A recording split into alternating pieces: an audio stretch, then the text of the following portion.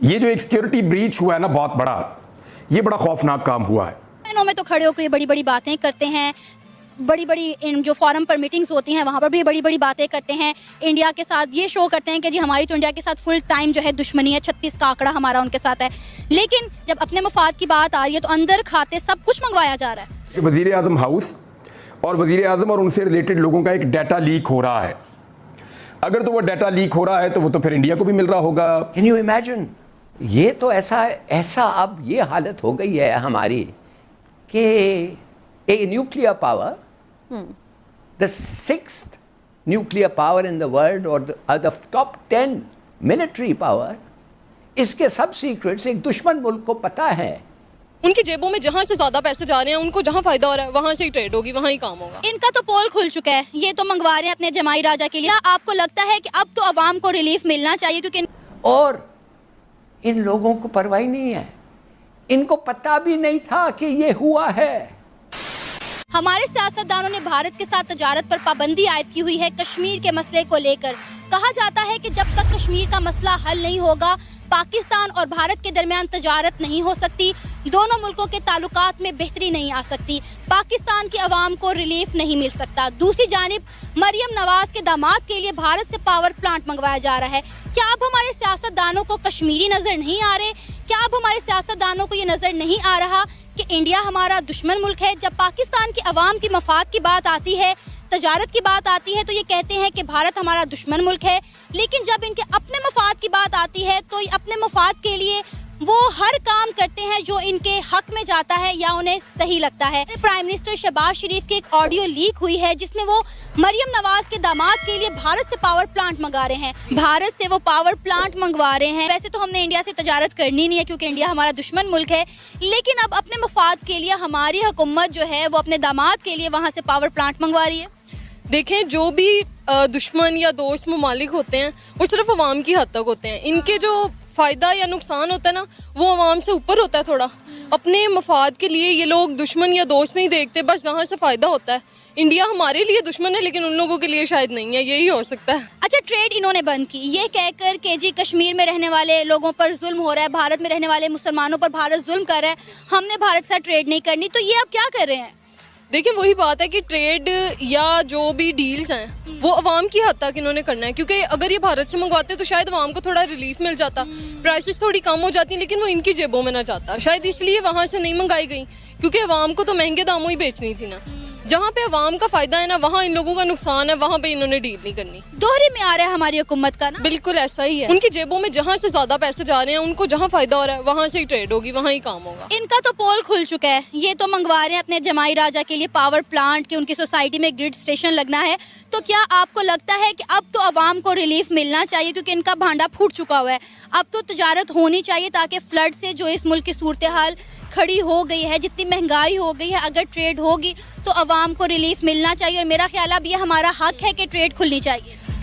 Originally speaking तो थोड़ी सी hypocrisy है, हिपोक्रेसी नहीं होनी चाहिए। या तो सारों के लिए ट्रेड ओपन होनी चाहिए या किसी के लिए भी ओपन नहीं होनी चाहिए।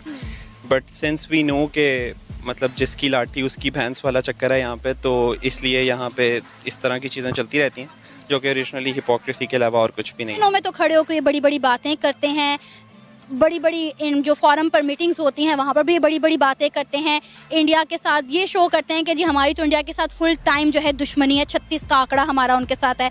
लेकिन जब अपने मफाद की बात आ रही है तो अंदर खाते सब कुछ मंगवाया जा रहा है। ये बिल्कुल ऐसे ही है, बेशक वो 6000 सीसी गाड़ी हो या बेशक वो इंडिया से इम्पोर्ट हो, तो हिपोक्रेसी यहाँ पे बहुत ज़्यादा है। और बेशक यूएन हो या कोई भी फॉरम हो, हम ये चीज़ शो कराते हैं बट अंदर जो है ना वो मल्टीपल चीज़ें चल रही होती हैं।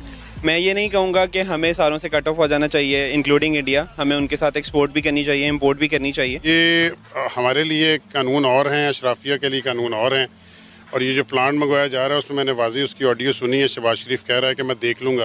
तो कुछ लोग जो बैठे हैं उसके करीब वो उसको कह रहे हैं कि सर ये बड़ा मसला बन जाएगा क्योंकि हम इंडिया से इम्पोर्ट नहीं कर सकते, लेकिन वो कह रहा है मैं देख लूँगा। तो हमें तो यही चीज़ नज़र आती है कि हमारे लिए कानून और हैं और ये जो बड़े बैठे हैं ऊपर इनके लिए कानून और हैं, और इसके लिए इन्हें सोचना भी चाहिए। और ख़ास तौर पे हमारे जो अशराफिया से ऊपर जो इस्टेब्लिशमेंट है उनको चीज़ें सोचनी चाहिए कि आप लोगों ने किन लोगों को हमारे ऊपर मुसल्लत कर दिया जो सिर्फ़ और सिर्फ अपने मफाद के लिए यहाँ बैठे हुए हैं और उस मुफाद की निशानी आप देख भी लें, आज 240 रुपए का डॉलर है।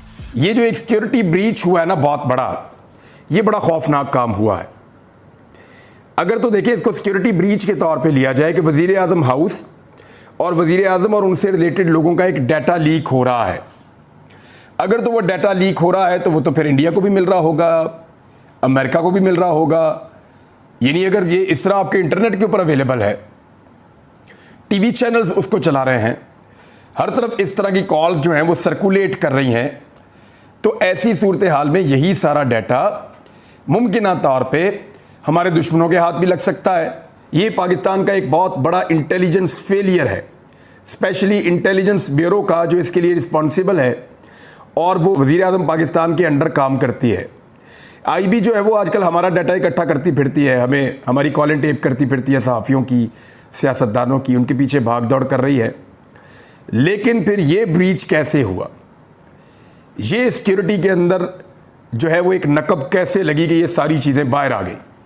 अब ये इतनी चीज़ें तो बाहर नहीं आई, इसके अंदर बहुत सारी हसास चीज़ें जो बाहर आ गई हैं, तो ये एक बहुत बड़ा सिक्योरिटी का फेलियर है। और जो लोग इसमें मुलव्वस हैं या जो लोग इसके लिए ज़िम्मेदार हैं, कम से कम उनको अकाउंटेबल किया जाए। और दुनिया के किसी भी मुल्क में ऐसा होता तो जो आला इंटेलिजेंस के लोग थे उनमें बहुत सारे लोग इस्तीफे दे चुके होते।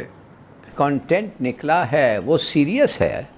वो इसलिए सीरियस है कि एक शख्स जो अनइलेक्टेड है, जो इकोनॉमिक्स में अनस्कूल्ड है और कैबिनेट को पता ही नहीं है, तो इस और प्राइम मिनिस्टर विलिंगली ये कानून को तोड़ रहा है।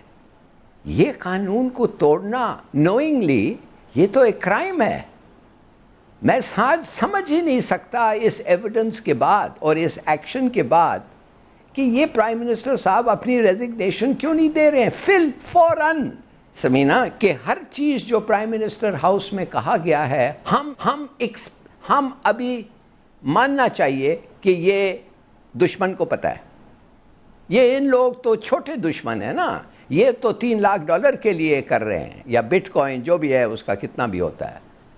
मगर इस तरीके से आके कहना, इसके माने हमें अस्यूम करना चाहिए कि हर सीक्रेट पाकिस्तान का जो प्राइम मिनिस्टर जानता है और जो जिक्र हुआ है ये 1 महीने पे, 2 हफ्ते पे, पता नहीं क्या टाइम पीरियड पे, दुश्मन को पता चल गया। Can you imagine?